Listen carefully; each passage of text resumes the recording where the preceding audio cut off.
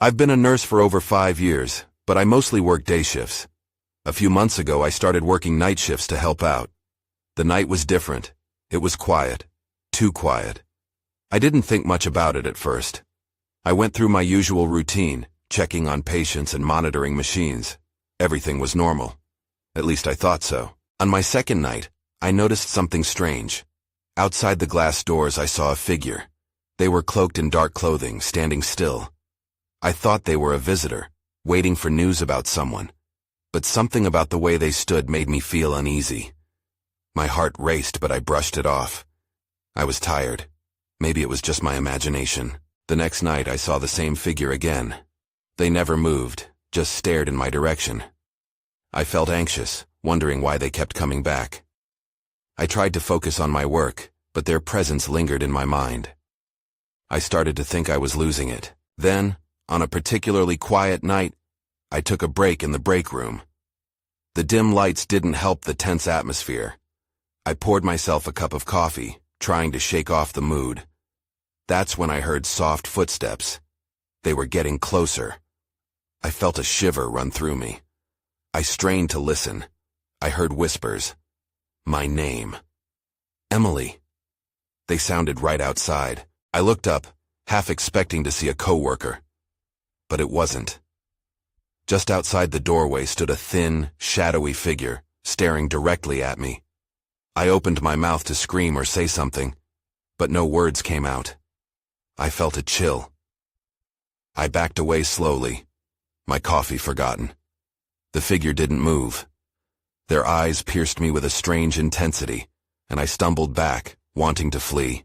I left the break room and walked down the hall. I didn't want to tell anyone.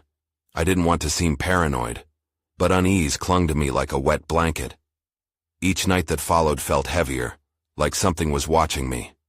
I found myself glancing out the glass doors each time I made my rounds, almost expecting to see that figure again. I felt like I had to know if it was real. I thought about how crazy I must sound. Then, there was that last night. I stood at the door hesitating. I didn't want to go outside, but I felt drawn to it. I stepped through the doors and called out, "Hello?" But there was nothing. Just darkness stretching ahead. I felt a tightening in my chest. I slowly turned around, ready to retreat, but one thought crossed my mind. This wasn't over. My heart still raced as I stood outside, staring into the empty darkness.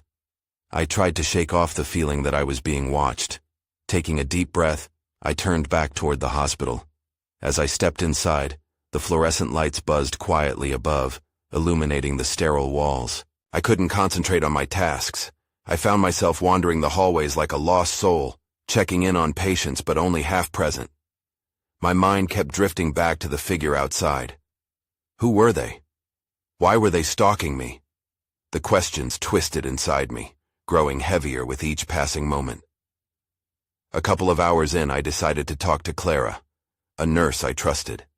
I found her in the supply room, organizing dressings. "Clara, can I ask you something?" I ventured, my voice shaky. She looked up, her expression encouraging. "Of course, what's wrong?" I hesitated, unsure of how to explain. I've seen someone outside. A figure. Dark clothes. They just stand there, staring." Her brows knitted together as she considered my words. "You sure you're not just exhausted? It's easy to get paranoid during night shifts." I bit my lip, feeling foolish. I thought so too. But last night I heard my name. Clara looked concerned now. "Maybe you should take a break or go home. That kind of stress isn't good for you." Before I could respond, the overhead lights flickered. We exchanged worried glances. It felt like the light was warning us, like something sinister was creeping closer. "I'll be fine. I just need to keep busy," I replied, forcing a smile. I returned to my rounds but couldn't shake the feeling that I was still being watched. I paused outside room 204, where an elderly man lay sleeping. Just as I turned to leave, I caught a glimpse of something through the glass doors. It was the figure, standing there again. This time I felt a surge of anger instead of fear. Why did they keep coming back? Who did they think they were? I pushed the door open and stepped outside, determined to confront them. But then everything went dark. The lights flickered again, and the hospital was swallowed by shadows. I squinted into the night, trying to spot the figure, but they were gone. My heart pounded in my chest as panic crept in. I turned back to the hospital doors, but my feet felt stuck. Just then, I noticed something on the ground. It was a small, crumpled piece of paper. I reached down, my hands trembling as I unfolded it. The words sent chills through me. "I'm watching you, Emily." I stumbled back, the world spinning around me. Who was this? What did they want? I couldn't just stand there. I had to find Clara or anyone to help me. I turned but didn't see anyone in the hallway. That suffocating feeling returned. I rushed back inside, now desperate to escape from the darkness that was closing in. I knew I had to stay alert, but fear clawed at me. I glanced back at the glass doors one last time. The night was still and silent again, but I felt the shadows shifting closer, breathing whispers that said, "This is just the beginning." I bolted through the hospital's corridor, clutching the note tightly in my hand. My senses were on high alert. Every creak of the floor and flicker of the lights made me jump. I rushed towards the nurse's station, hoping Clara would still be there. The thought of being alone was suffocating. When I reached the station, I found it empty. The glowing screen of the computer illuminated the space, but it felt deserted. "Clara?" I called out, my voice echoing off the walls. There was no response. I bit my lip, panic bubbling inside. I couldn't shake the feeling that whatever had been lurking outside was now inside too, searching for me. I decided to check the break room, where nurses often took a moment to unwind. I pushed the door open slowly. The room was dark, the only light coming from the vending machine in the corner. I stepped inside cautiously. "Clara?" I whispered again. It felt wrong not to hear her voice. Just then, a noise caught my attention. It sounded like footsteps. My heart raced as I turned toward the source, hoping it was Clara coming back. But instead, I found the fresh aroma of coffee lingering in the air, and one of the chairs slowly rocking back and forth. I froze. Someone had been here. That's when I heard it. A low whisper. It was almost too soft to understand, but a chill ran down my spine as I thought I heard my name. "Emily." It was a voice I didn't recognize. My breath hitched in my throat, and I quickly backed away, deciding it was time to leave. As I stepped out into the hallway, the fluorescent lights flickered again, stuttering as if struggling against an unseen force. My heart felt like it was about to explode.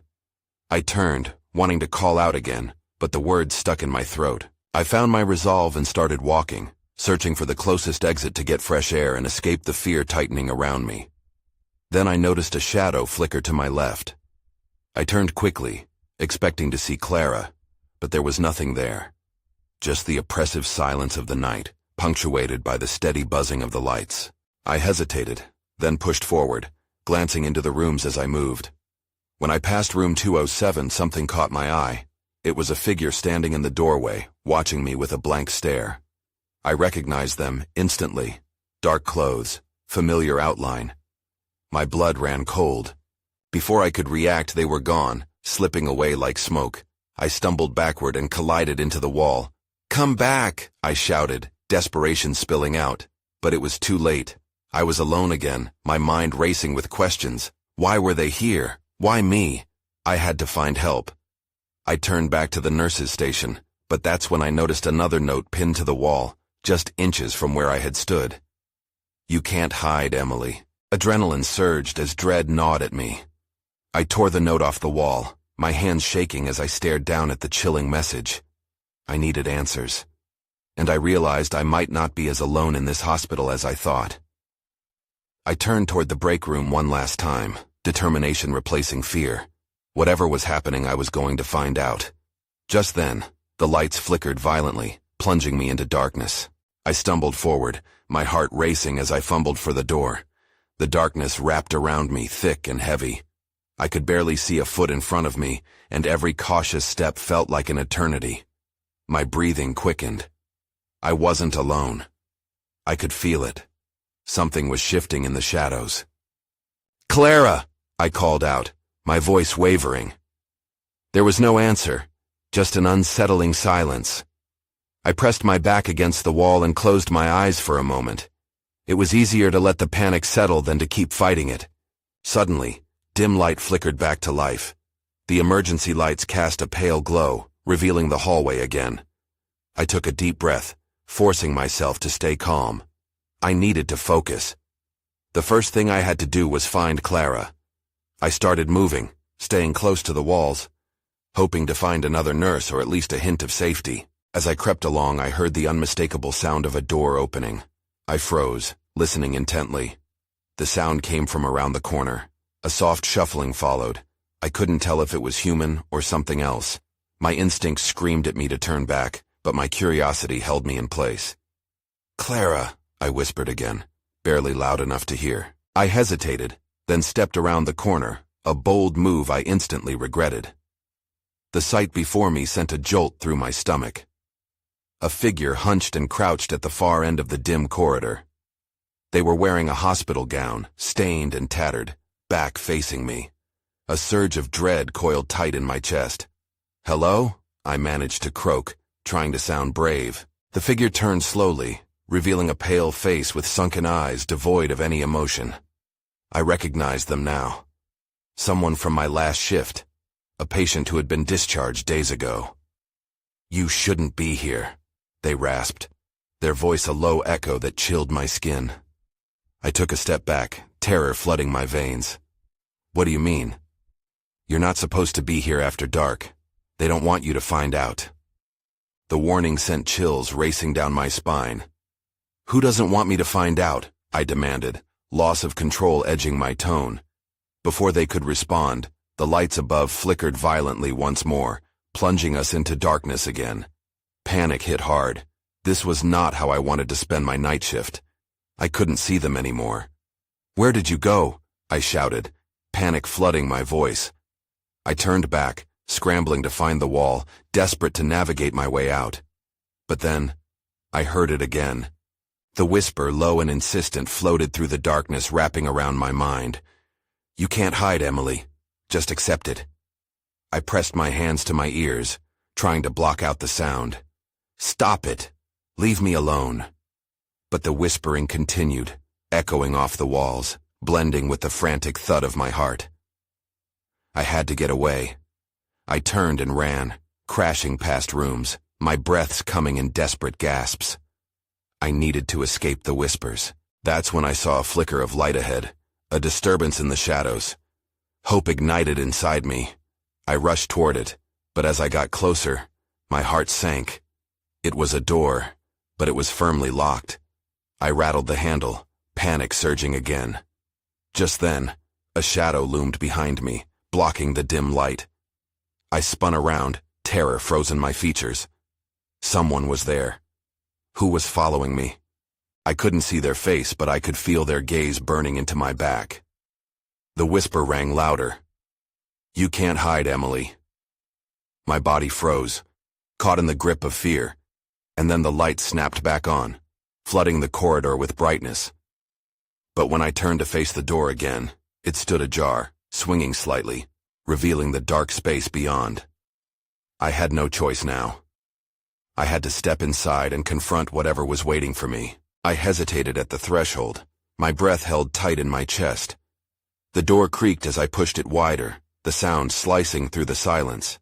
Inside, the room was draped in shadows, and the scent of antiseptic mixed with something sour hung heavily in the air. I stepped in, fully aware that I had crossed an invisible line. The world outside felt so far away now. Worry gnawed at me. If I found Clara, would it be worth it? The whisper echoed again, even louder. "You can't hide." I shook my head, trying to dismiss it, but the words lingered. Then the door slammed shut behind me. I jumped, spinning around. My heart raced as I rattled the handle, but it wouldn't budge. It was as if the room was alive, trapping me inside. "Clara?" I called again, my voice shaky. There was no response, just the oppressive silence that filled the room. I turned back, searching for a light switch. My fingers traced the wall until they found a cold metal button. I pressed it, and flickering lights struggled to illuminate the space. As visibility crept in, I noticed the room was an old storage area for medical equipment. Boxes were stacked haphazardly, some spilling onto the floor. I recognized one of the boxes, bandages and syringes spilling out. But what caught my attention was the other side of the room. A small window, barely large enough to peek through, caught the faint light. I approached it, but I froze when I saw what lay beyond. Outside, just beyond the glass, I saw two figures roaming the grounds, one tall, the other smaller. They moved like shadows, their bodies unnaturally still before suddenly jerking forward, like puppets on strings. My pulse quickened again. Who were they? Why were they out there? "Emily!" A voice rasped from somewhere behind me. I spun around, my heart in my throat. But it was only the same patient, the one I'd seen in the corridor. Their face looked pallid in the dim light, and their sunken eyes drilled into me, filled with urgency. "They're coming," they hissed. "You have to hide." My mind raced. Hide? From who? What are you talking about? Before they could answer, their head jerked back toward the door, eyes wide with fear. I could feel it too. The air shifted, and the whispers enveloped me again, louder and more demanding. "You can't hide, Emily." Then the door began to rattle. A heavy knocking reverberated through the battered wood. I could see the outline of someone pressing against it. My body was frozen. Terror locked my feet to the ground. "Stay quiet," the patient urged, darting behind a stack of boxes. I instinctively followed, crouching low, my breath shallow. The knocking intensified, and then the door burst open with a force that sent splinters flying. I peered out from my hiding spot. The figure stood there, backlit by the harsh hall lights. It was the caretaker I had seen earlier in the shift, but something in their stance was wrong. They didn't look like a person anymore. I could feel the chill of realization settling in, a different kind of fear creeping across my skin. This wasn't just a game. "Where are you, Emily?" the caretaker called, their voice eerily calm. "You can't run forever." And in that instant, I understood. Whatever was happening in this place was far worse than I could have ever anticipated.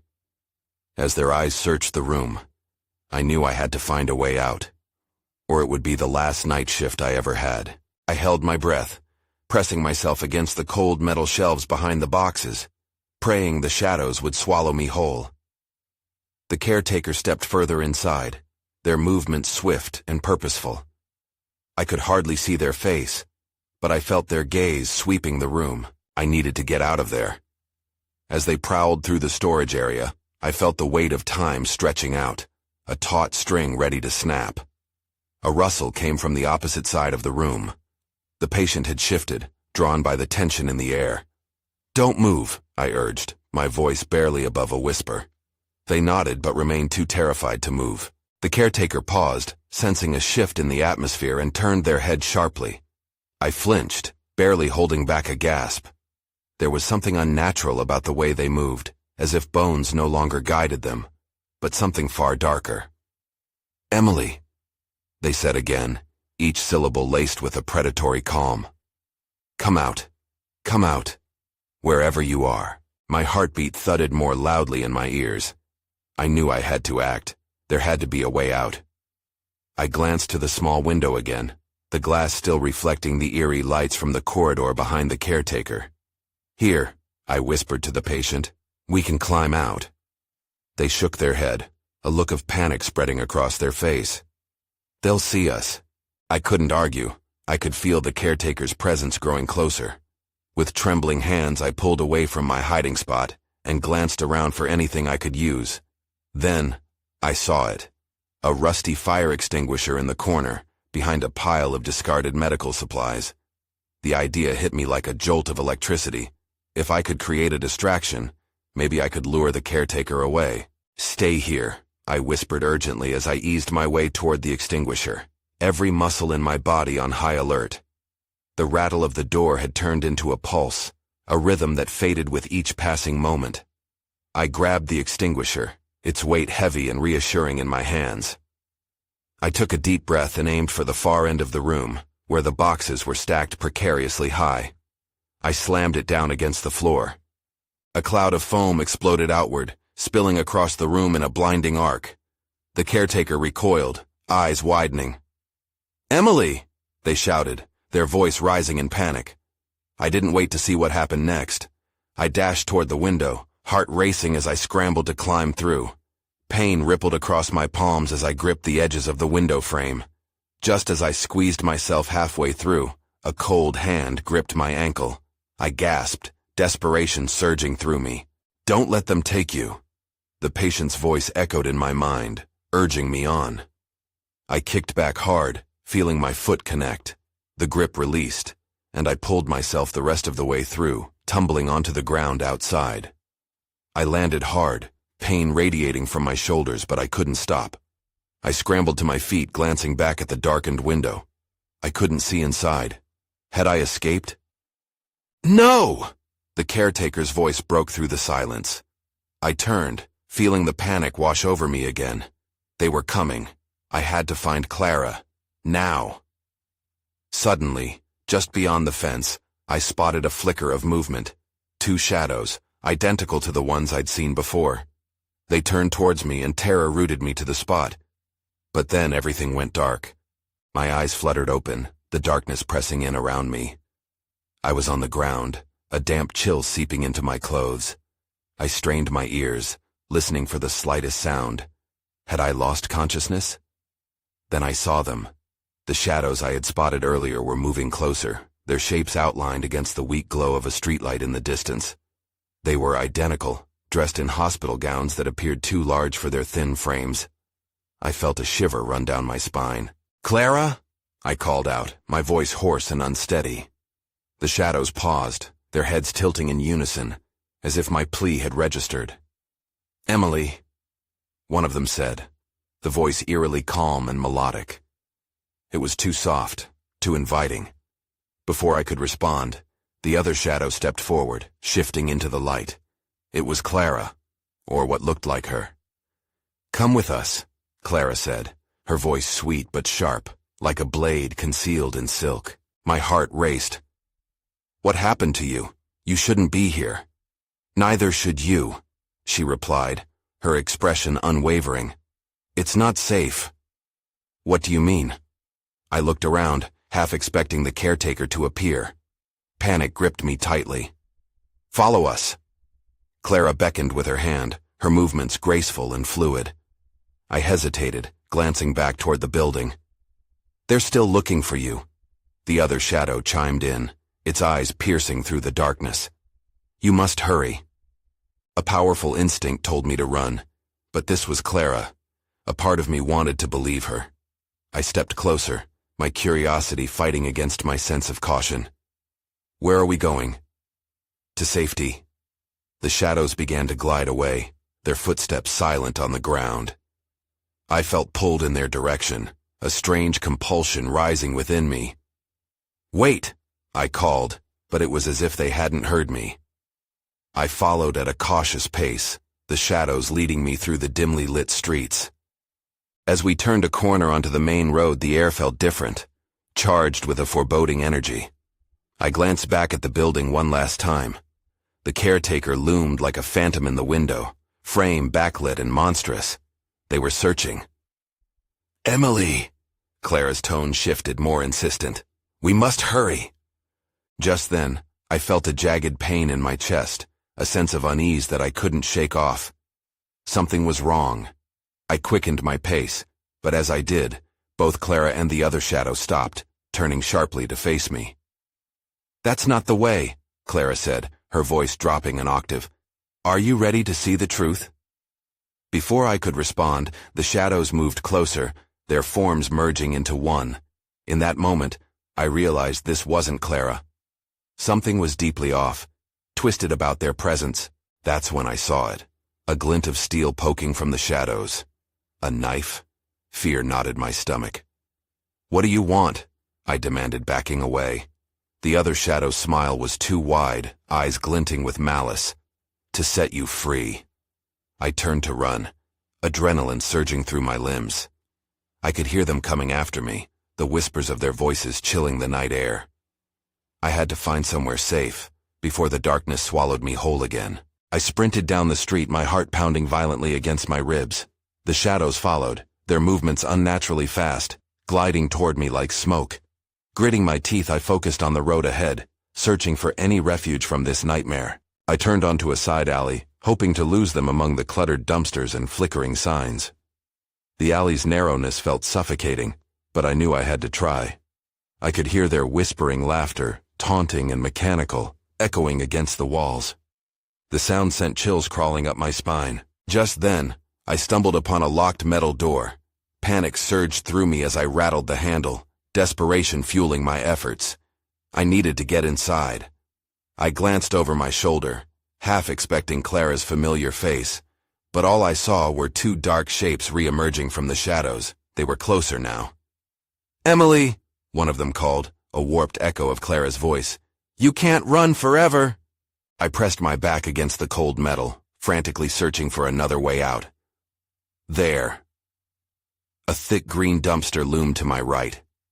I crouched behind it, barely breathing. My mind raced. There had to be somewhere to hide until I could figure out my next move. Suddenly, a bright light appeared at the end of the alley, cutting through the darkness. A car. My heart leaped. I edged closer to the opening and squinted. The headlights illuminated a figure stepping out, a man clad in a crisp white coat. "Hey," he called, waving his hands. "Are you okay?" Relief washed over me. I bolted forward, ready to rush to him, but the shadows had other plans. They reacted instantly, their forms dissolving into darkness as they surged toward the light, their whispers morphing into a frenzied hiss. "Stay back," I shouted, panic clawing at my throat. My instincts screamed that I couldn't trust the man, but I had no choice.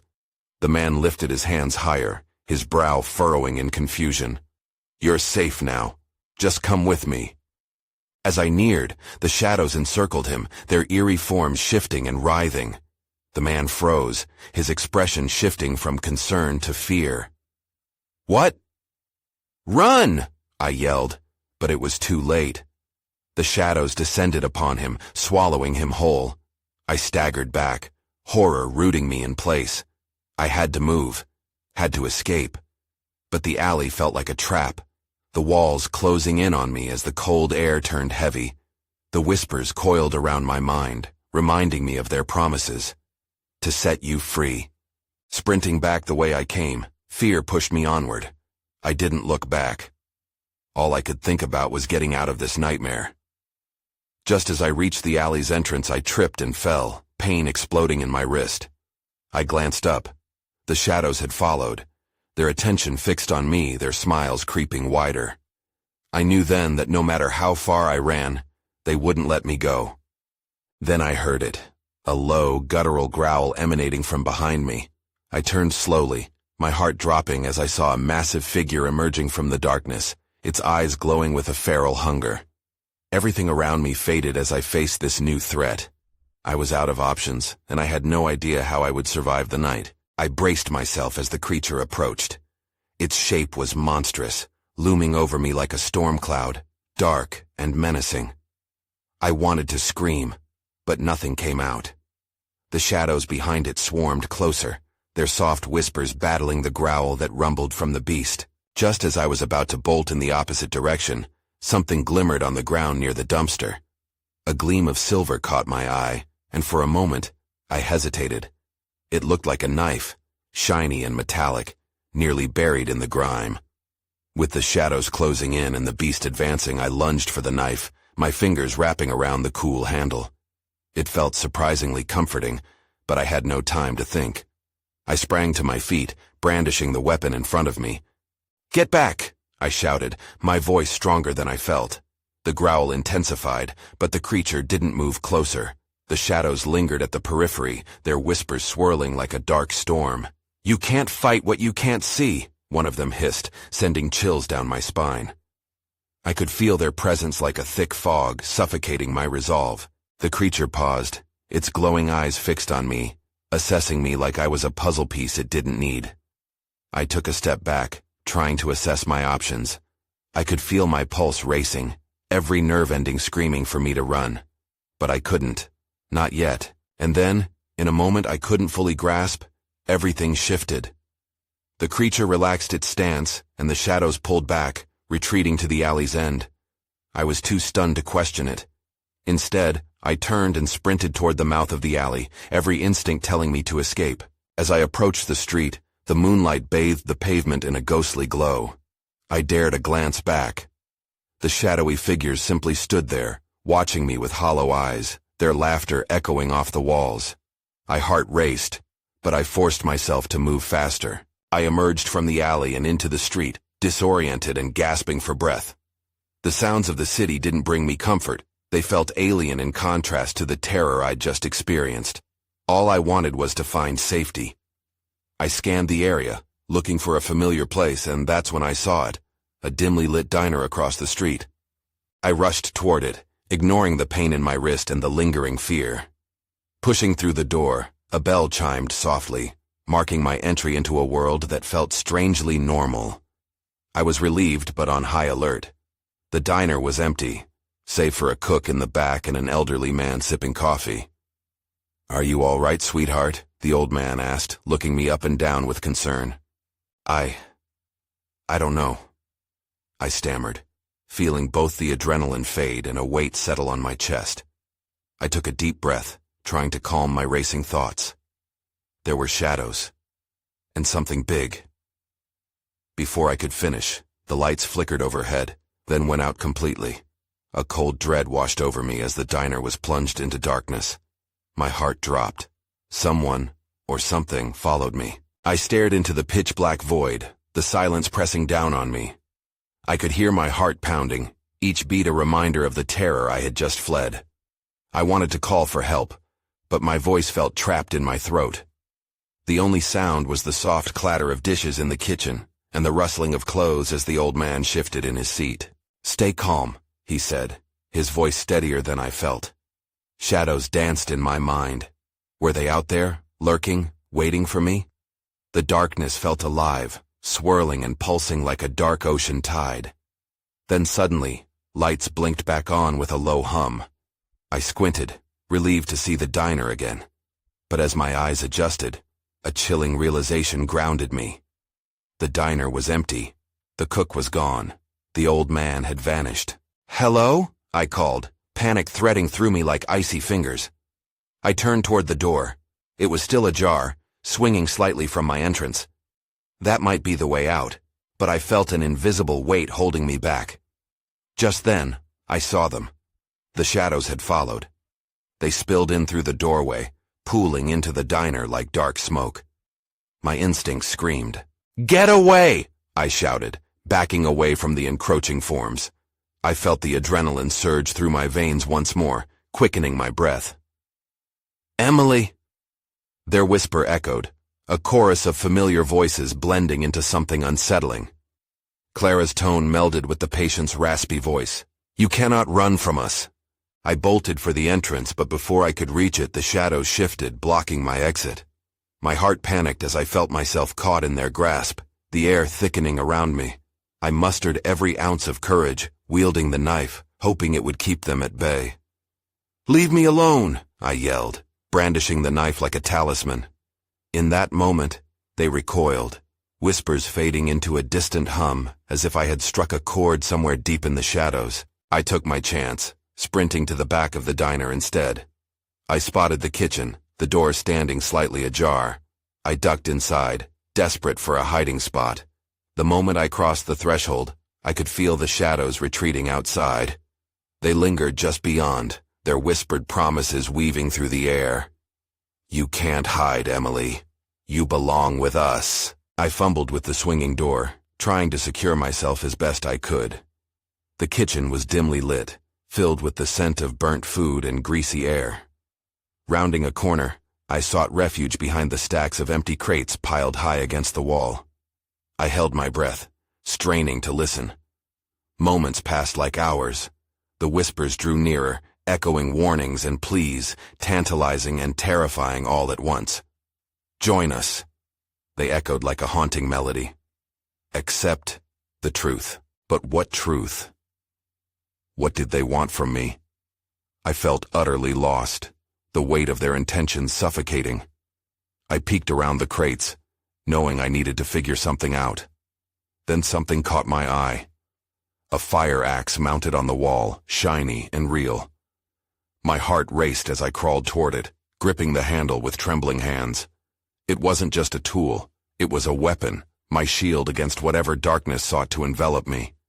And just as I gripped the axe tight, the back door swung open with a loud crack, and in came the shadows, swirling and writhing. They fused into a dense mass, and from their depths, the figure of the caretaker emerged, face twisted in relentless pursuit. "You can't escape, Emily," they intoned, voice layered with echoes of all the others who had approached me that night. "Watch me!" I shouted, adrenaline pumping through my body. I swung the fire axe with all my might, the blade connecting with the shadows, but instead of slicing through them, the axe met a solid resistance before fading away into dark mist.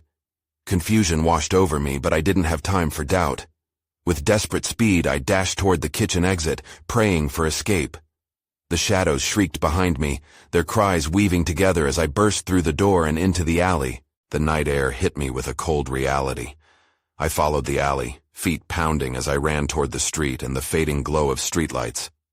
I had no plan, no destination in mind, only the instinct to survive. But as I looked back, the figures had not dissipated. They hovered just past the alley entrance, their forms flickering like the dim streetlights. "You can't outrun what is inside you!" they echoed, their voices merging into a cacophony of despair. I glanced down at the axe in my hands. If I couldn't banish what pursued me, then I had to confront it. I turned, lifting the weapon high, ready to face the shadows. As I took a step toward them, I felt the vibrations of the ground beneath me, and it shifted, almost as if the world itself was responding. The shadow surged forward, but I wasn't going to back down. Brandishing the axe, I faced the darkness with everything I had left, determined to confront whatever truths awaited. Then everything went black.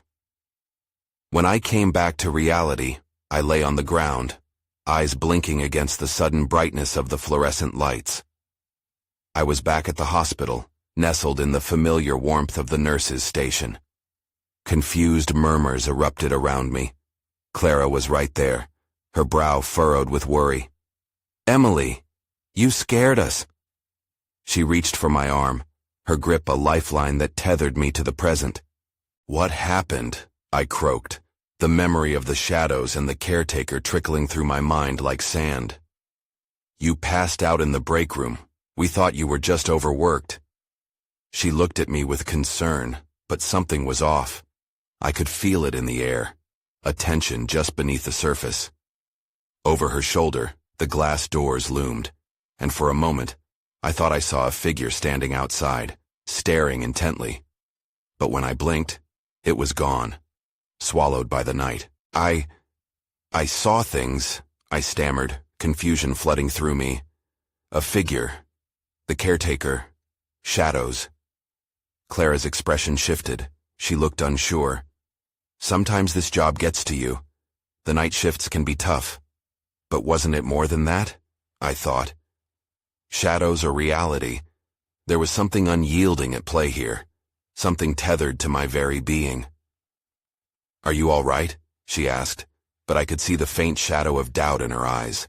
"I don't know," I admitted, feeling the weight of unanswered questions press on my chest. "I don't know what happened." But as the hum of the hospital buzzed around me, I realized some truths were meant to linger, unseen threats blending with reality, leaving me wondering, had I truly escaped, or was the darkness just waiting for the perfect moment to return?